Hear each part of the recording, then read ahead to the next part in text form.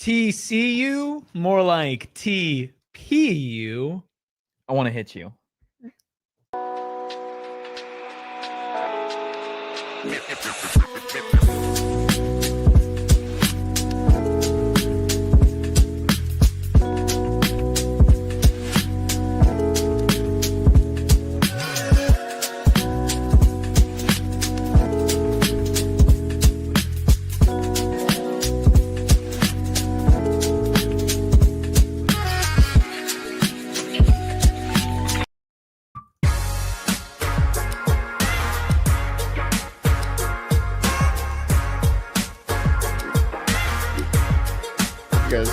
Happy game day and welcome into the PHNX Sun Devils pregame show presented by Branded Bills. Make sure you head to brandedbills.com and use that code DBPHNX for 15% off your first order. I'm Anthony Totri, joined as always by Senor Rubis, also known as the man who chases his own tail. Of course, we have the deli man behind the Mac making all of the magic happen. Hit that like button, hit the subscribe button, drop a 5-star review wherever you get your podcast. And if you're a part of the supporters club, throw up the forks up or the sparky emojis. Let us know that you are here. Rubis, it is time. We got about 30 minutes until the Arizona State Sun Devils kick off against the number 24 TCU Horned Frogs. How are we feeling? It's a big game, biggest game of the season. I mean, It feels like the next couple of weeks, each game will be the biggest game of the season, whether it's a win or a loss. Perfect beforehand. opponent. It is the perfect. It's the perfect second game in Big 12 opponent. I mean, TCU is a really good team. There is absolutely a chance that ASU walks out of here with their first home loss at Mount America Stadium in over a long time, and like literally since 2 seasons ago. Right. That's certainly on the table. This is one of the better opponents that they have faced in that stretch of being undefeated at home through all of last year and throughout this year so far. That being said, I feel like this Arizona State team continues to get better and better and better and win these games besides Mississippi State, these close games, and pull it out like they had to do last year, and they did so many times. This is a big statement game for Sam Leavitt, big statement game for Marcus Arroyo, for this defense, presumably missing some pretty big pieces as well. Like, this is a lot. Plus, on a Friday night, all the eyes are on you. You're going up against a ranked opponent. Like, there's a lot on the table, but I'm not dreading it. Like, I felt like the beginning of the season, it was like kind of dreading what they're going to show us. Like, I'm looking forward to this. Like, I do think that they make a statement tonight. 100%. I think there's so many different ways that we can talk about this game. And before we do that, I do want to give some injury updates. Obviously, on Arizona State's side, Montana Warren, Xavier Alford will be out this game, but a late scratch on Thursday, linebacker Cyrus Fiaseyu was ruled out in this one. So the Sun Devils defensively will be without, at the very least, 3 key guys again in Alford, Montana Warren, and then Cyrus Fiaseyu. On TCU's side of things, they will be without their starting running back, Kavarian Barnes, also set to be without their field goal kicker. At least the field goal kicker that has attempted the most field goals for TCU to this point, similar to ASU. Believe they carry more than 1 kicker, obviously, on their roster. So it's not like they're just going to have to be going for 2 the entire night, or at least that is not necessarily the expectation. But definitely want to make sure chat has those injury updates, obviously, before kickoff. But I think the easiest way for me to put it, and going off on a little bit of a side tangent, is as Valley sports fans, we all were either at State Farm Stadium, at home the other day, at a bar, watching the Arizona Cardinals, right? In prime time, taking on the Seattle Seahawks. But it wasn't just here in the Valley. Football fans everywhere, all across the nation, that was their opportunity. That was their chance to see what the Arizona Cardinals were as a season. Maybe the only time that fans of other teams watched the Arizona Cardinals play. The same token for Arizona State on Friday night. This may be the only opportunity that the nation gets to watch you in prime time under the lights at your place against a ranked team. How do you want everybody to look at you? How do you want to be remembered after this game? Do you want fans saying the same things that they said about the Arizona Cardinals just a night ago? Or do you want the flip side? Do you want people saying, wow, this looks like the Arizona State team that was promised to us in the preseason? during spring football, during fall camp. This looks like the team that has a top 3 quarterback, not only in the conference, but in the country. This team looks like it has a dominant defense, a star wide receiver, a veteran offensive line, a 3-headed monster at running back. This is your opportunity to put it all out there on a national stage at your place under the lights with some sick unis. And you really, really need to take advantage of this moment because, Erik, tonight, going into a bye week, there are 2 different ways that the narratives can shift here. Either you end up being 3-2 or you end up being 4-1. If you're 3-2 going into a bye, then people are already realistically writing you off for your Big 12 championship defense of what you did last year in 2024, right? 3-2, you'll be 1-1 in conference play. It isn't the end of the world in reality, right? There are still so many other games, but what it would take is a ridiculous feat of probably having to run the table in conference play. There's no margin of error after that. There isn't, right? So there's that path where it's like, okay, like it's a 3-2 football team. I don't know how we're feeling. And you know how sometimes the fan base can be going into a bye week after a loss, right? They're going to sulk in it. They're going to just make excuses, and it's going to be bad. You don't want that. 4-1, on the other hand, it's like, okay, this team, they obviously had the shaky game against Mississippi State, but now 2-0 in conference. They've won 9 straight games at home. They've beaten 8 straight Big 12 opponents. Sam and the offense look like they're finally getting some chemistry and some rhythm. Tyson's the best wide receiver this side of the Mississippi. The defense is starting to heat up. And guess what? Arizona State's lone loss of the year going into the bye week is against an undefeated SEC team on the road off a last-minute touchdown, right? Yeah. The narrative's vastly different depending on what happens tonight. Yeah, I mean, in real quick about Mississippi State, they host Tennessee, number 15 in the country, at home. Game. And that is, even if they don't win that game, let's say that they compete really well or Tennessee struggles on the road, right? Again, a top 15 team, that loss looks a lot better if you win today. The thing is, if you lose today, like you mentioned, the narrative's all shifted. And the thing with the external expectations and the rankings and all of that, obviously it's the end of the season where you're ending up. Like that's what matters, right? At this point in the season last year, Arizona State was not ranked. Yeah. Right? They were not ranked, and we saw what happened beyond that, right? But let's talk about internally. Let's talk about in Tempe. Let's talk about these Arizona State fans, okay? I'm pretty sure they sold out this game again. If they haven't sold it out, they're like pretty dang close, away, yeah. Right? They're like, and we're recording this a little early in the day, so maybe they're going to announce a sellout a little bit later, right? This is another sellout crowd at home on a Friday night when people have kids' games to go to, other things to go to. Like, there's a lot of other things after to do. work. Friday. On a work week, like, you still have fans who are paying money to show up and show out against the number 24 team in the country in TCU. Yeah. Okay. But overall, this is still a fan base that has been relatively disappointed this year. Again, you walked into the season as the number 11 ranked team in the country. And by the second game in Big 12 play, the only ranked team that's playing in your game tonight is your opponent, right? That is a relatively disappointing thing. Yeah. Had they gotten better? Sure. Is there reason to panic? No. Has it been disappointing? Yeah. Right? This is your ultimate moment to, I think, rope in a couple of those people that have maybe tuned out after the first couple of weeks. There are still the diehards. There are the people here in this chat that are spamming all of these ASU emojis. There are people who go to every single home game. You're never losing them. Yeah. But what about everybody else? A win tonight, right? Maybe somebody who's not going to the game, he's just watching on TV, or maybe somebody who just checks their phone casually, like, oh, I'll keep tabs on Arizona State. You see a win against a ranked opponent and then likely see a number next to ASU's name going in next year or next week, you're feeling pretty good about that.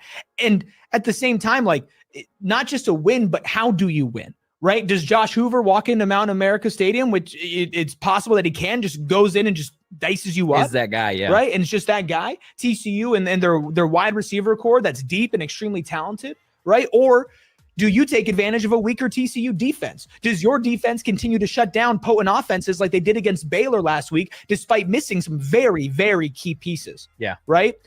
How you win this game, and if you win this game, will drastically shape the narrative for this team in Big 12 play. I do not think that it is a stretch to say that this could end up being the most important game of the season simply because of the stage that it sets afterwards. Yeah, I would agree. I don't think that's wild to say at this point. And I think, in all honesty, Mother Nature might be on Arizona State's side. Of course, it raining, flash flood warnings Jeez.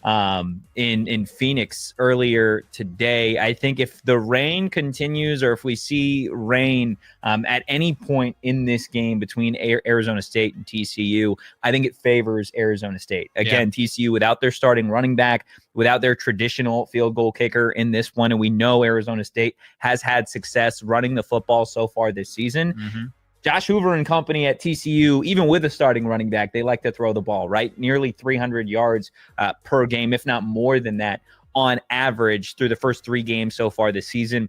Arizona State can really take the wind out of TCU's offensive sails if they opt to just run the ball and really milk the clock because of the weather. I think, again, defensively, that'll favor Arizona State simply because Josh Hoover in this TCU offense are going to want to throw the ball regardless of what the weather looks like. I'm not saying it's earth-shattering by any means, but I do think a little bit of rain helps Arizona State in this matchup. But rain and Mother Nature aren't on our spar keys to victory. Let's go ahead and take a look at what it's going to take for the Sun Devils to get it done. I know I said rain wasn't on it, but I guess the rain could disrupt Hoover. That's our first key in this one: the pass rush, the secondary, the chaos, the simulated pressure.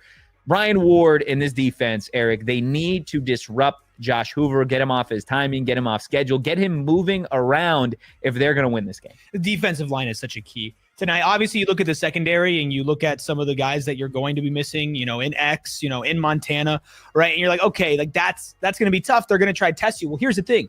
If Josh Hoover's moving or uncomfortable or has a hand in his face, it is a lot harder for them to take advantage of a secondary that's still strong, that's still deep, but is missing some of its best players. And it's raining. Right? And it's raining.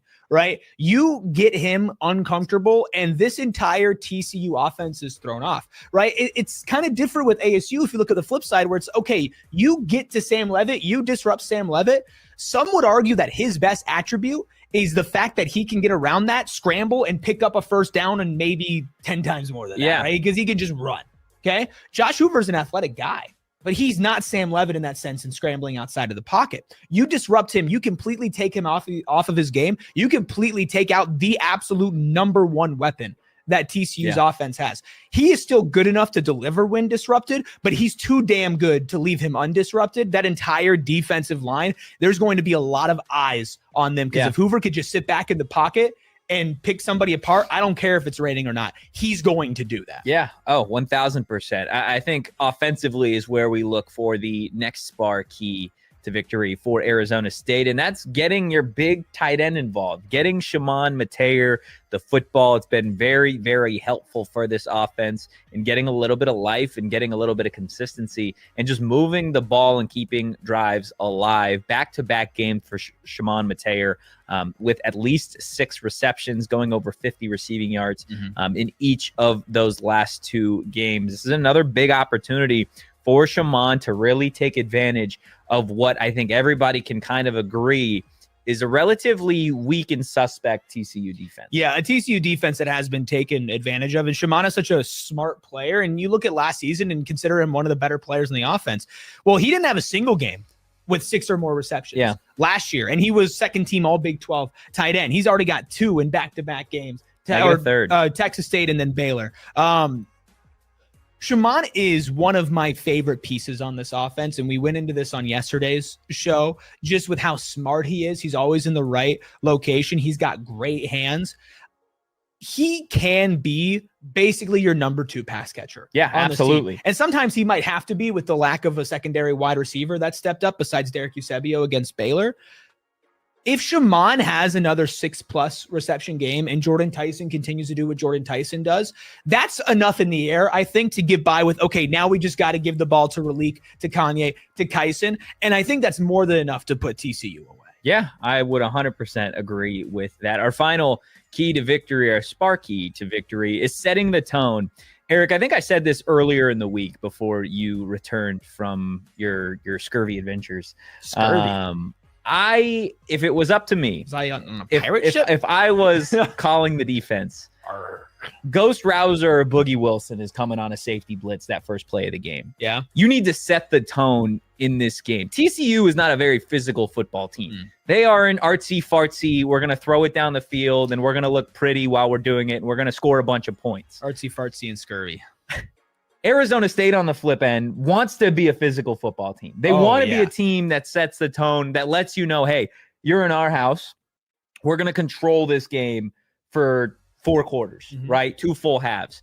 And I think by setting the tone in this game from a physicality standpoint, obviously TCU is not necessarily going to be like, we're scared, we don't want to play, right? But if you hit them in the mouth, it's something they're not used to, right? Yeah. Abilene Christian didn't punch TCU in the mouth, right? The teams that the Horned Frogs have played up to this point in the season have played TCU's brand of football. They've played, let's go have a shootout and see who wins. Yep. TCU with Josh Hoover has won that battle time and again through this 2025 season.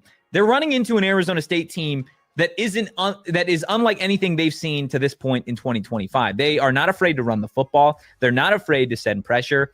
And if you've watched the Arizona State Sun Devils from week 1 to now, whether it's Kyson Brown or Ghost Rouser or CJ Fight, they are not afraid to put you in the dirt. Tonight, they're going to put you in the mud. It's you have to be physical. You have to win and set the tone tonight. I mean, that's his defensive identity. You look at Baylor and taking them out of their game. Like, listen, like Baylor still had, like, they moved on offense, right? Like, that was a close game. You needed a walk-off field goal. But it wasn't like the Baylor that was putting up 40-something points, right? And what was big in that game was you made a defensive statement early. Yeah. Like, Baylor moved the ball a little bit, and then bam, immediately response. You punch the ball out, and you recover it. And that was one of the biggest moments of the game, and it happened on the first possession. Yeah. Right? TCU so far this year, there's only been one game where they have not scored first, and that was week 1 against UNC. Right? And we all know how that game turned out. Yeah, UNC looked great that first drive. TCU then proceeded to score, or UNC didn't get another score until TCU had already put up 41 points. Yeah, at that point, the backups were in. They scored 41 unanswered points after getting punched in the mouth by UNC, which is clearly not a good team. Right? Other than that, Abilene Christian, TCU scores first. SMU, TCU scores first. Arizona State, I would say, can't afford to let TCU score first. I think this offense is good enough to do that. But if you're at home and TCU starts with the ball, they probably will, because so far this season, Kenny likes to defer. Likes to start the second half with the ball. Yeah.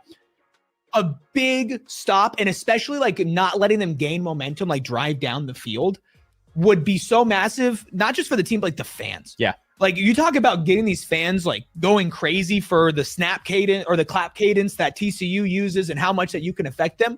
If they see that early, if TCU, let's say, has an offsides penalty early or a miscommunication, or they can't really hear, and we saw how that can affect a quarterback with Sam Leavitt against Mississippi State. If you do that the first possession and TCU already gets thrown off of their rhythm, like, that's really massive. And that's the type of momentum that ASU has been really good at capitalizing on. Right? It doesn't have to be a turnover. You don't need to punch the ball out in the first possession like they did against Although Baylor. It'd be great. It'd be awesome if they did, or they pick off Josh Hoover, right? Like, all those things would be awesome, but that's like icing on the cake. I just need to see the cake, which is a stop. Like, give me something where they're not orchestrating a drive, they're not feeling comfortable, they're not getting in field goal range. Defense makes a statement. All right, Sam Leavitt, Jordyn Tyson, Shaman, Ralik, go out there and put some points on the board. Even if it's just a field goal, let's start this game off fast and nice and get up to a nice lead, because that's when this team plays best, is when the confidence is flowing. Well, look, kickoff is rolling around shortly. Again, hit that like button, hit the subscribe button, and drop a 5-star review wherever you get your podcast. If you're new here for the pregame show, don't worry, we're doing a